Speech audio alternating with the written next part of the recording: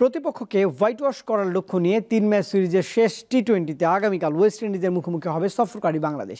Saint ভিনসেন্টের কিংস্টনে খেলা শুরু হবে বাংলাদেশ সময় ভোর ৬টায়।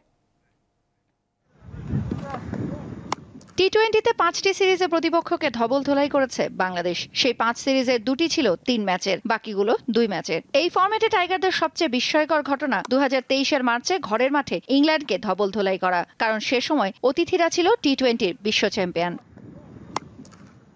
তবে প্রতিপক্ষের মাঠে নিজেদের সবচেয়ে দুর্বল ফরম্যাটে ধবলধোলাই করা নিঃসন্দেহে বড় সাফল্য। সে নজির বাংলাদেশ পেয়েছে কেবল আয়ারল্যান্ড আর সংযুক্ত আরব আমিরাতের বিপক্ষে। ২০১২ সালের পর আবার টাইগারদের সামনে এমন সুযোগ।